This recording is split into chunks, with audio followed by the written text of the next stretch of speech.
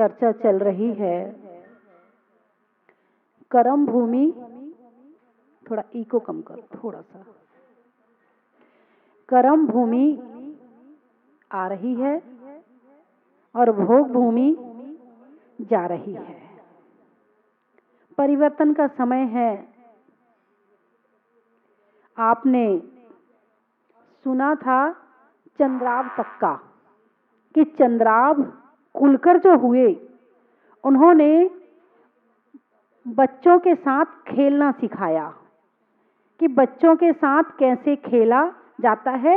1 महीने तक वो दोनों जीवित रहते थे और 1 महीने तक बच्चों के साथ रहकर वो चले जाते थे। भोग भूमिया जीव मरकर के स्वर्ग में ही जाते हैं। क्या कहा मैंने? हाँ, भोग भूमिया जीव मरकर स्वर्ग में ही जाते। क्यों जाते हैं?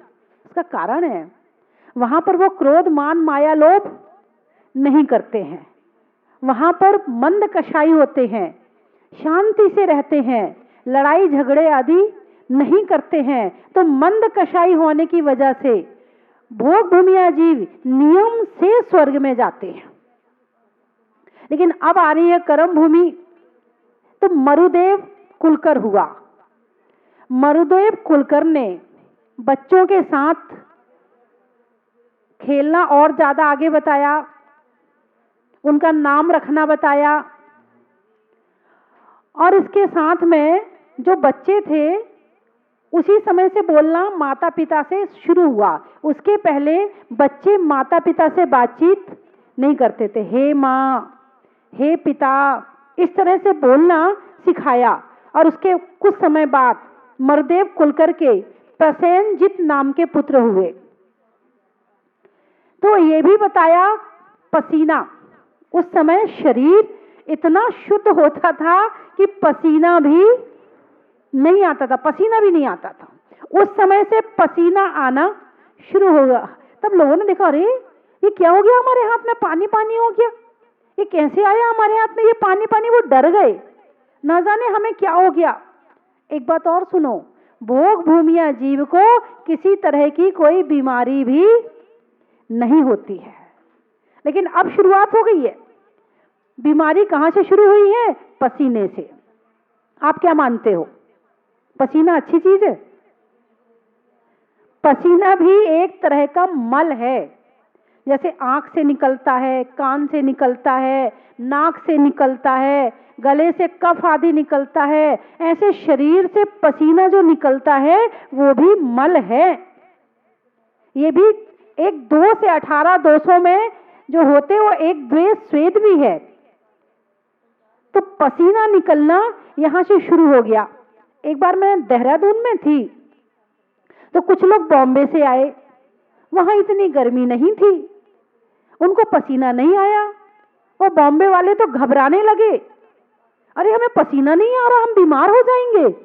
मैंने कहा ओहो, मतलब अब बीमारी ना हो तो उसको निमंत्रण दे, तो उसके बिना चैन नहीं पड़ता है।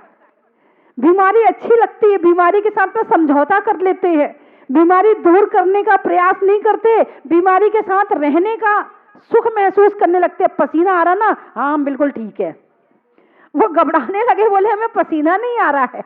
इधर वो जीव इसलिए घबरा रहे, ये पानी पानी क्या हो गया हमारे हाथ में।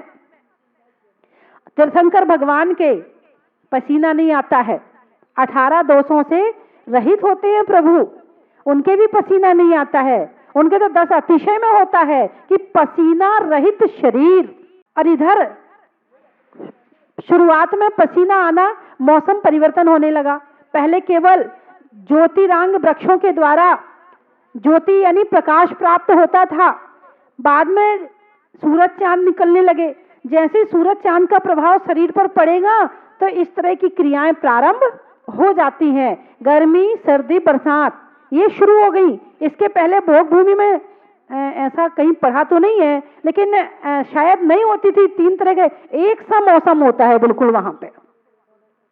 वहां पर ना ज्यादा ठंड होती है, ना ज्यादा गर्मी होती है, और ना ज्यादा बरसात होती है, जिससे लोगों को कष्ट हो। क्योंकि नाम क्या है? भोग भूमि। ये कष्ट का स्थान नहीं है, भोगों का स्थान है और सुख से भोग को भोगते हैं। यहां पर जो भोग भोगते हैं वो कैसे भोगते हैं? बोलो ना। यहाँ के भोग दुख के कारण भी हैं और दुखों के साथ भी भोगते हैं। मान लो शुगर की बीमारी है तो मीठा खाते हुए डर लग रहा नहीं लग रहा? बोलो। है बीपी की बीमारी है तो नमक खाते हुए डर लग रहा नहीं लग रहा? सुख तो भोग रहे हैं मगर दुख के साथ में। वहां पर जो सुख भोगते हैं वो सुखों के साथ में भोगते हैं। और पंचम काल में एक भाई कह रहे थे, बोले हमें तो दुख नहीं लगता, हमें तो, मैंने कि जो दुख को ही सुख समझ ले उसका क्या इलाज है? जो दुख को सुख समझ ले उसका क्या इलाज है? एक बच्चा अपनी नानी के घर गया तो जब रात को सोने के लिए कमरे में गया, नानी ने उसे सुला दिया और वो लाइट बंद कर दी, उठ के बैठ गया। तुमने लाइट क्यों बंद कर दी? बोले क्यों बेटा, तू अपने घर में भी तो लाइट बंद करके सोता है। अरे मेरे यहाँ का अंधेरा कुछ और है और आपके यहाँ का अंधेरा मुझे पता नहीं है। अंधेरा सब एक सा होता है, लेकिन अपने घर के अंधेरे से समझौता कर लिया, अपने घर के अंधेरे को सुख मान लिया, इसलिए यहाँ का अंधेरे से डर लग रहा है। ऐसे ही हमने दुखों के साथ समझौता कर लिया है, उसे दूर करने का उपाय नहीं करते हैं। और जब तक बीमारी को बीमारी नहीं मानोगे तब तक उसका इलाज नहीं हो सकता है। बीमारी को बीमारी मानना जरूरी है। अब जैसे क्रोध है, आप इसको बीमारी मानते हो नहीं मानते हो? बोलो ना। बीमारी है कि नहीं है? हमारा स्वभाव क्या है? शांत रहना। जल का स्वभाव शुद्ध है, शीतल है, शांति है। जल की तरह तो जीव है, फिर क्यों अशांति है। जल का स्वभाव शुद्ध है। जल को आप कीचड़ में डाल दो, फिर धूप निकलेगी, भाप बनेगी, ऊपर पहुंच गया, शुद्ध हो गया। वापिस आएगा, क्या कहेंगे? बारिश का जल है, शुद्ध है। कहां से गया है? यहीं से तो गया है। तो जल का स्वभाव शुद्ध है, ऐसे ही जीव शुद्ध है, शांत है। अब ये शांत जीव का स्वभाव क्या है? क्रोध हो सकता है क्या? शांत जीव का स्वभाव क्रोध नहीं हो सकता है।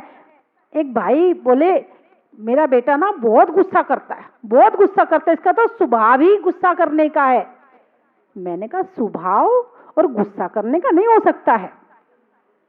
मैंने कहा यदि स्वभाव हो तो 24 घंटे उसमें रहना चाहिए। पानी का स्वभाव है ठंडा रहना। आप गैस पे गर्म करते हैं पानी, गर्म करने के बाद नीचे उतार के रख दो, कैसा हो जाता है? ठंडा हो जाता है। गर्म कब तक है? जब तक अग्नि का संयोग है। अग्नि हटी और वापिस अपने स्वभाव में आ गया। ऐसे ही हमारा स्वभाव क्रोध करना नहीं है। वो क्रोध के कर्म का उदय आया या हमने क्रोध किया तब तक क्रोध है, और जैसे उसका निमित्त हटा वापिस शांत हो गए। अच्छा ये बताओ, 24 घंटे आप क्रोध में रह सकते हो क्या? 24 घंटे क्या आप क्रोध में रह सकते हो? अरे बोलिए ना। नहीं रह सकते हो। अच्छा तो 24 घंटे शांत रह सकते हो? हाँ रह सकते, शांत तो रह सकते हैं, क्रोध में 24 घंटे नहीं रह सकते, क्योंकि शांत रहना हमारा स्वभाव है और क्रोध करना हमारा स्वभाव नहीं, विभाव है। तो क्रोध एक बीमारी है। क्या है? बोलो ना। अच्छा ये बताओ, शरीर में कोई बीमारी हो जाए तो उसके डॉक्टर अलग अलग है क्या? ये हिंदू का डॉक्टर है, ये मुसलमान का डॉक्टर है, ये जैनियों का डॉक्टर है। सबको बीमारी अलग अलग होती है क्या? नहीं होती। सबकी भी बुखार होगा तो चाहे हिंदू का, चाहे मुसलमान का, चाहे सिख का, चाहे ईसाई का, चाहे अमेरिका वाले का, चाहे चीन का, चाहे जापान का, चाहे पाकिस्तान का, बुखार होगा तो सबको एक सा होगा। और जब बुखार एक सा है तो दवाई भी, बोलो ना, दवाई भी सबकी एक सी होगी। मेडिकल की दुकान होती है, आपने आज तक कहीं देखा कि ये हिंदुओं का मेडिकल वाला है या जैन का है? बदनामी करना धर्म है, मगर कब करना ये भी जानना जरूरी है। चलिए, तो मैं कहाँ क्या कह रही थी? हाँ, किसी का मेडिकल स्टोर अलग नहीं है, किसी की दवाई अलग नहीं। तो जैसे शरीर की दवाई अलग नहीं है, ऐसे ही आत्मा की दवाई भी सबकी एक सी है। अब जैसे आत्मा की बीमारी है क्रोध, मान, माया, लोभ। किसकी बीमारी है ये? आत्मा की, है ना? हिंसा, झूठ, चोरी, कुसील, परिग्रह, राग, द्वेष, मोह, ये आत्मा की बीमारी है। पहले तो आप इसे बीमारी मानो। ये मत कहो कि मेरा स्वभाव क्रोध करने का है, ये मत कहो कि इसका स्वभाव क्रोध करने का है। आपने स्वभाव मान लिया तो छोड़ोगे नहीं। स्वभाव यानी अपना, स्व यानी मैं, आत्मा, भाव यानी परिणाम। जो आत्मा के भाव हैं वो स्वभाव है। तो हमारा ये स्वभाव नहीं है, हमारा ये विभाव है। तो क्रोध को बीमारी मानो तो छोड़ने का प्रयास करोगे, उसकी दवाई खाओगे। उसकी दवाई कहाँ मिलती है बोलो? इसकी दवाई के डॉक्टर, शरीर की दवाई के डॉक्टर तो हर गली गली में मिल जाएंगे, बड़ी बड़ी हॉस्पिटल मिल जाएंगी, बड़े बड़े डॉक्टर जगह जगह पर अपने बोर्ड लगाकर बैठे हुए मिल जाएंगे। अब ये आत्मा की बीमारी का डॉक्टर कहाँ है बताइए ना? देव शास्त्र गुरु है। कौन है? देव शास्त्र गुरु है। ये आत्मा की बीमारी के डॉक्टर है। यदि आत्मा की बीमारी का इलाज कर लिया तो शरीर में कोई बीमारी होने वाली नहीं है। अब ये बीपी की बीमारी है, चिंता की बीमारी है, और ये शुगर की बीमारी है, ये सब किससे होती है? क्रोध से और चिंता से। किससे होती है? क्रोध करेंगे तो बात बिगड़ेगी, बात बिगड़ेगी तो चिंता करनी पड़ेगी, चिंता करेंगे तो बीमारियां हो जाएंगी। अरे बोलो ना, शरीर की बीमारी का कारण क्या है? भाव, क्रोध, मान, माया, लोभ। यदि ये ना रहे तो बीमारी ना हो। आप जड़ का इलाज करो ना। आप पेड़ का इलाज क्यों करते हो? पेड़ की जड़ का इलाज कर लो। यदि जड़ का इलाज हो गया तो ऊपर की बीमारियां तो अपने आप खत्म हो जाएंगी। तो इस तरह से मैंने सोचा मौत ना आए, मैंने सोचा मौत ना आए, मौत ने सोचा बस कोई बहाना मिल जाए, मौत ने सोचा बस कोई बहाना मिल जाए। दोनों के बीच घोर संघर्ष, दोनों के बीच घोर संघर्ष। जीत मौत की होती है, जीत मौत की होती है। कोई ना कोई बहाना ढूंढ ही लेती है। पर मैं भी कम नहीं हूं, पर मैं भी कम नहीं हूं। क्रोध, मान, माया, लोभ की जड़ी बूटियां अपने साथ रखता हूं। क्रोध, मान, माया, लोभ की संजीवनी बूटियां अपने साथ रखता हूं और इनके बल पे जिंदा हो बार बार संघर्ष करता हूं। इनके बल पे जिंदा हो बार बार संघर्ष करता हूं। पर यह क्या हुआ? जड़ी बूटियों के खत्म होते ही मौत न जाने किधर गई।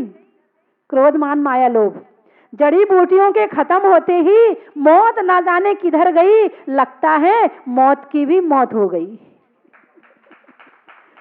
लगता है केवल ज्ञान हो गया, मोक्ष हो गया। लगता है मौत की भी मौत हो गई और मैं जीता ऐसी जीत बदल गई सारी रीत। मैं जीता ऐसी जीत बदल गई सारी रीत। तो निश्चित है कि जितनी बीमारियां हैं वो सारी की सारी क्रोध, मान, माया, लोभ से संबंधित हैं। इनके खत्म होते ही बीमारियां खत्म हो जाएंगी। तो बात चल रही थी पसीना की।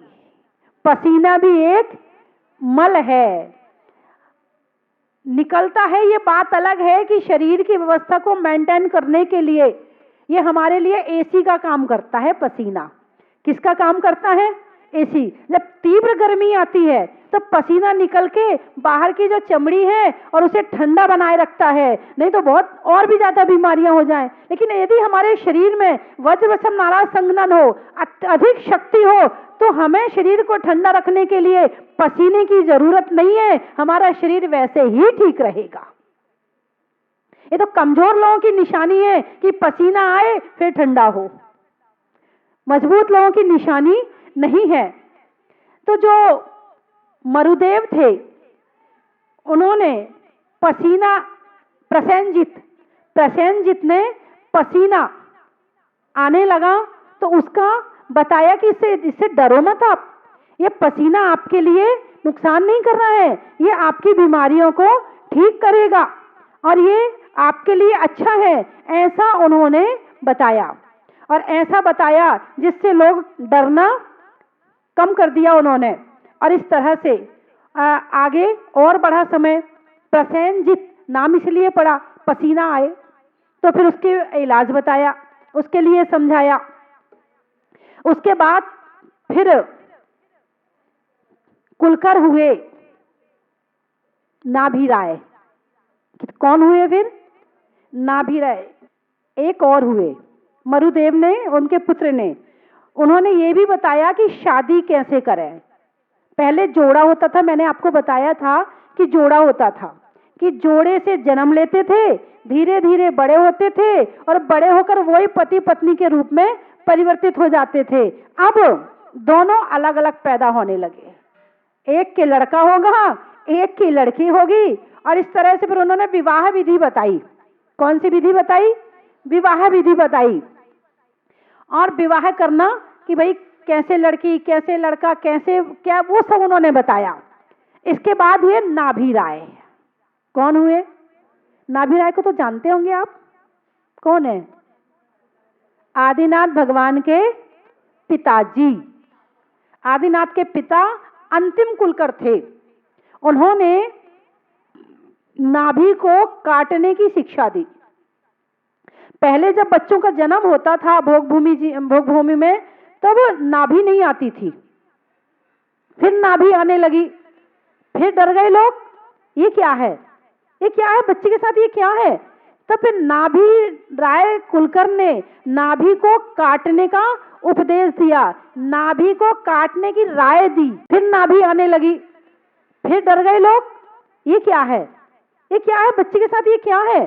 तब फिर नाभिराय कुलकर ने नाभि को काटने का उपदेश दिया, नाभि को काटने की राय दी। नाभिराय, क्या नाम है? नाभिराय, नाभि को काटने की राय दी, इसलिए उनका नाम ही नाभिराय पड़ गया। और ये इस तरह से धीरे धीरे धीरे करके अब कर्म भूमि आ गई और नाभिराय हुए। उन्होंने ये शिक्षा दी। उसके बाद उनके घर में आदिनाथ भगवान का जन्म हुआ।